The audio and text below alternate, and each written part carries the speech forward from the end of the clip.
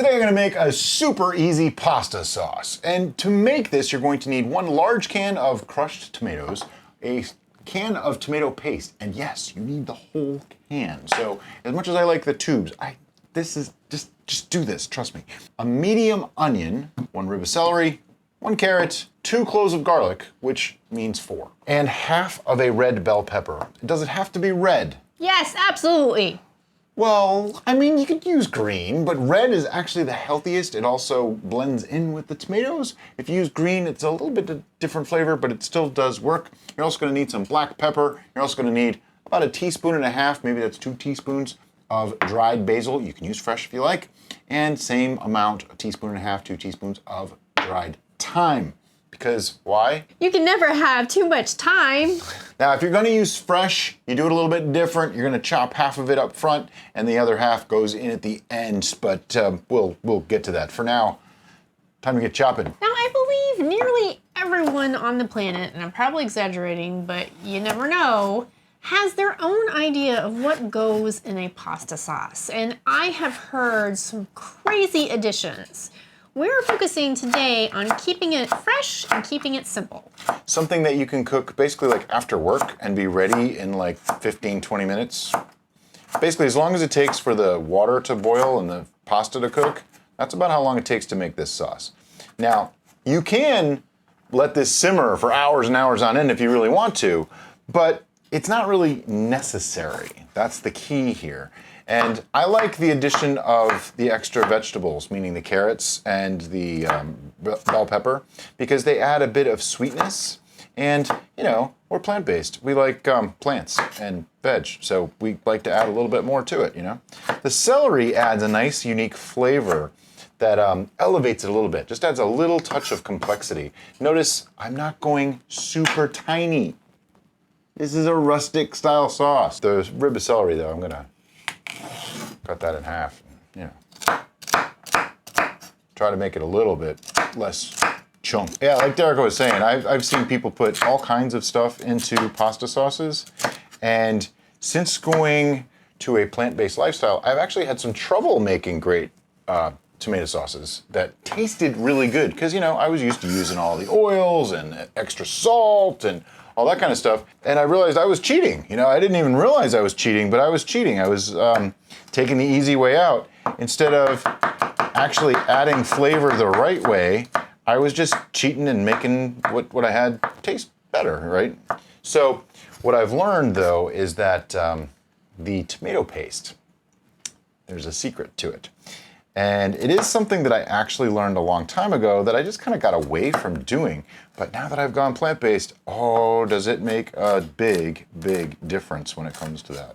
By the way, I do actually have water on the boil. It's over there on the stove. Also, I have an unusual way of figuring out serving sizes for pasta. If you go by the box, it says 2 ounces, which is 56 grams per person.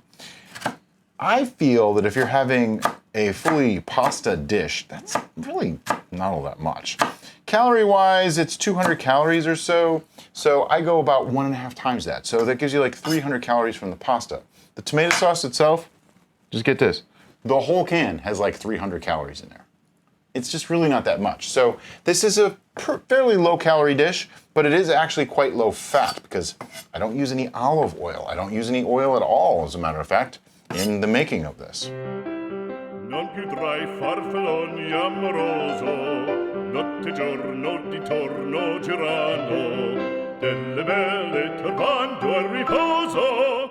Now I have all of my veggies chopped up, so what I want to do is make a little room. We're gonna get them all into a bowl. I have found using one of these, a board scraper, to be the most awesome thing ever, because try doing it with a knife. First, the knife is not as big, doesn't have as much surface area. Second, you're likely to cut yourself at some point. Or damage your knife. Yeah, that too. Don't ask me how I know. Okay, so I got my cooktop. Now, if you're at home, I recommend doing this on the stove because this is so not as convenient. So I'm just gonna turn this guy. It goes to 5, okay? So it has like a minimum and then it goes to 5. So I'm gonna go to about 3 1/4. Yeah, 3 1/4. There's a reason. I don't want it to be too hot, but I don't want it to it to burn things, but I also want to be able to cook these things fairly quickly so that they let the juices out, because that's the key to no oil cooking, which that's what we're gonna be doing. So my water is nearly boiling, so I am gonna be putting the pasta in soon. All right, the pan is heating up. This is a non-stick pan. Can you do this in stainless steel? Yes. Can you do it in cast iron? Supposedly. I haven't actually done it, but I believe you can. But I don't really like to use reactive cast iron for making tomato sauces anyway. The iron, acidity, that sort of thing. Anyway, let me have those vegetables, please. And I'm just gonna, unceremoniously dump them all in here. She was afraid they were gonna go flying. That's why she did that. I was actually going to give him the spatula to scoop it out. Oh, okay. He's a hands-on kind of Hands. They're clean. They're the best tools you'll ever have. The idea behind no oil cooking is to just not use oil. It sounds so simple, right? But in reality, what you want to do is let this get hot. There's no sizzle yet. I don't hear a sizzle, therefore this is not hot enough yet. I might have put them in just a minute early. Let it go. Don't worry about it. The reason for that is that vegetables are packed full of water. And as they heat up, they release the water, creating a barrier between themselves and your pan. You can also augment this by adding veggie broth. Now we use our own veggie broth, and we'll have a link in the description below to how quick and easy it is to make that. People always pick on me too because I never let the veggies just sit there, and 90% of the time that's because I don't actually want them to get color. I actually just want them to soften. So moving them around, it's kind of like a stir fry where you keep the texture of the, oh, there's the sizzle, hear it? There's the sizzle. Okay, you keep the texture of the vegetable without it falling apart, but it is still soft enough to be considered cooked. But now I'm gonna move them around. Brian also went ahead and put the garlic in there, and it's really important to keep garlic moving because garlic will burn faster than the other vegetables. I used to do the keep garlic separate and put that in last, and now that I'm doing the no oil cooking, I don't find that it is as much of a problem because before things get to the burn stage, I'm adding a liquid, and it actually prevents that from burning and going bitter on me. I haven't had a problem yet, so, your mileage may vary. Now, my general rule of thumb for when to add broth is when you think something's about to burn, which is usually you've gone too far at that point, or when you see some bits starting to stick just a little bit, usually like an onion, you get like it'll peel off a little bit, it'll start to stick just a touch. If that starts to happen, add a little bit of broth, it's okay. I'm not quite there yet, so I'm gonna give it another minute or so. We are, however, already at the point where I wish we had smell-o-vision because the smell of just these vegetables cooking together is delightful. And like Brian said, adding the celery to this really does give it a depth of flavor and aroma. Even if you don't like celery. Yes, Dad.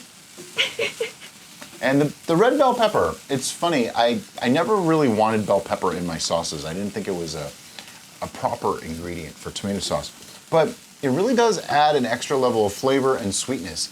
And anytime that you're trying to cut fat out of something, you need to add flavors back some other way.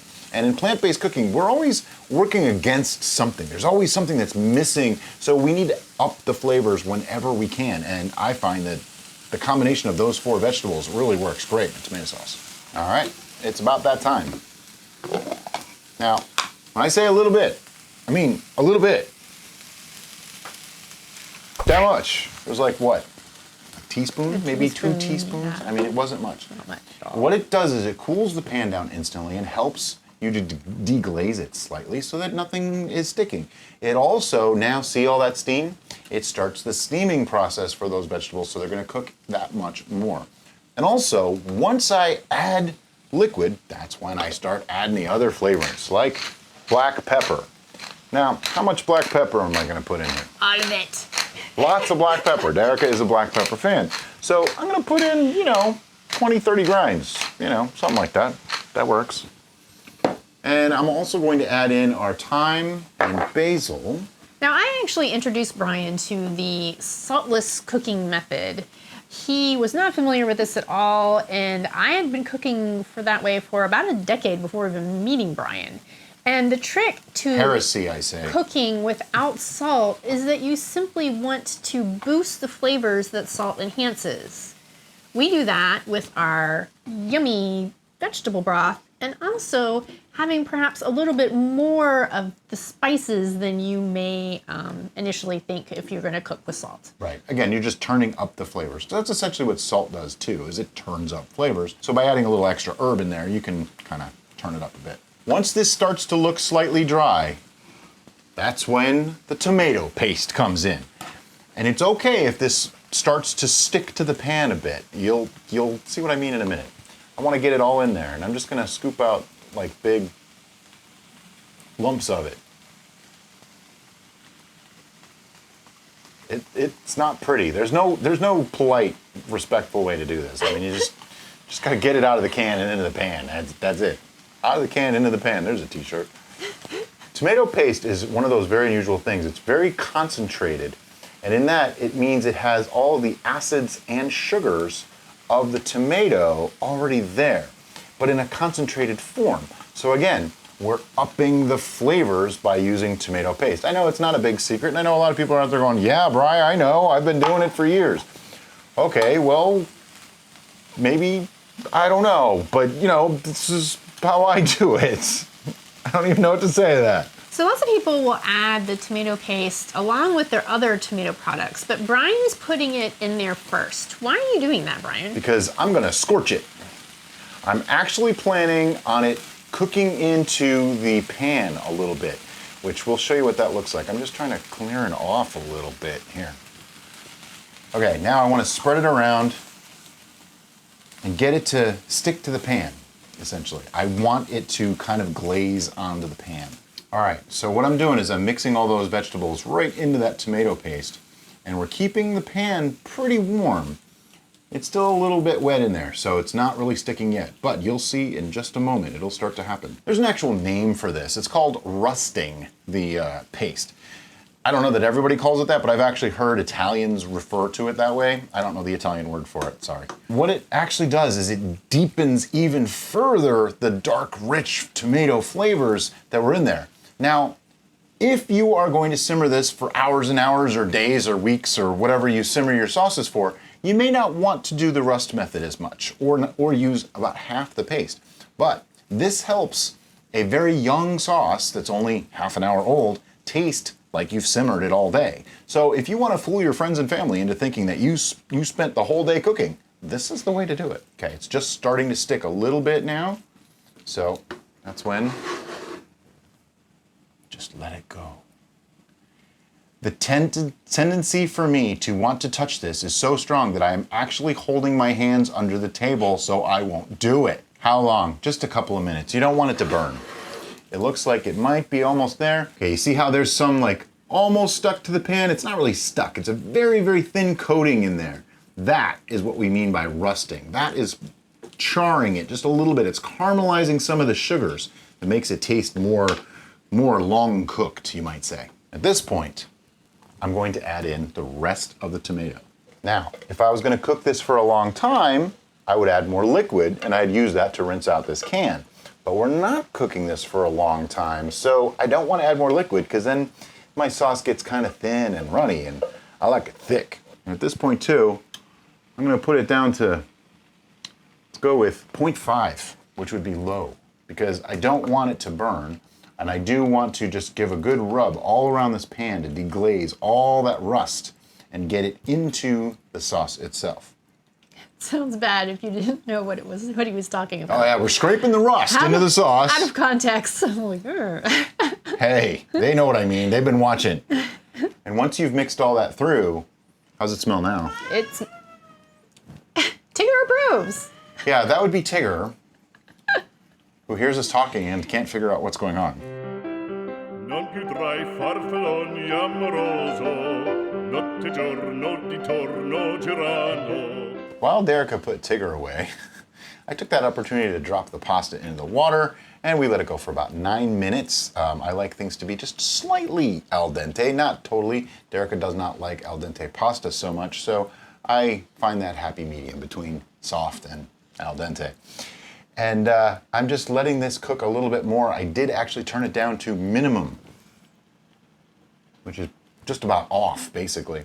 And we're just letting this simmer for a few more minutes until that pasta is ready to go. All right, so no cooking video would ever be complete without a taste test. And since Derek is here, I'm gonna, let her do the honors and she gets to taste it first. We did put the spaghetti in there, so it is a complete meal. Normally we might put a little bit of nutritional yeast on top, but for the sake of a tasting, we're not gonna do that. And normally we'd have a larger serving than this. Oh yeah, this is just for the tasting. We're gonna eat dinner in about an hour and a half, maybe an hour. Now, I've been twirling pasta since as long as I can remember. I have eaten pasta, I think, before I could walk.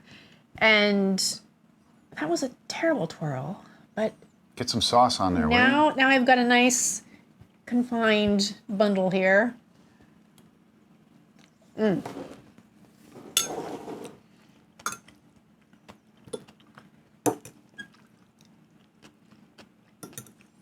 I was actually taught how to twirl spaghetti when I was like 3 by a guy named Jay from Jay's Restaurant in, it was right at the north side of Greenridge Street. Not Greenridge Street. Oh man, what is that street? Was that Greenridge Street? And Main Street in West Scranton, Pennsylvania. That's right, that's where I'm originally from. And I know all the office jokes are coming, and you know what? They're not wrong. So the thing that always surprises me about this particular sauce is how sweet it is. It has this delicious, herbaceous, fresh, but then that pop of sweet just comes in there. And you saw what he put in there. There's no additional sugars. It's just the natural sweetness inherent in the vegetables, plus that resting technique that he does with the tomato paste. It's delightful. It's fantastic. All I would say is, yum. Yay. Yeah, and the trick to this is, we didn't do any trickery for timing or anything like that. Literally, as long as it took for that pasta to cook, once we were pretty much done with the sauce, that's it. That's how long it's been. So 30 minutes, start to finish. And the beautiful thing about this sauce is, you can make it today, you can refrigerate it, you can freeze it. That way you can make a big batch of it if you want to, and freeze it up into smaller portions, and then you can have sauce anytime you want. But it really is easy enough that get home from work, start water on the boil. By the time that water's coming to a boil, the sauce is gonna be just about done. Drop in your pasta, let it cook that 10 minutes, boom, 30, 40 minutes tops, and you have dinner. You know what would make this better? Meatballs. Just so happens we have coming out soon, probably next week, a video on how to make meatless meatballs that works perfectly with this exact sauce. Almost like we planned it that way or something. But as always, guys, thanks so much for watching, and have a great day. Bye-bye.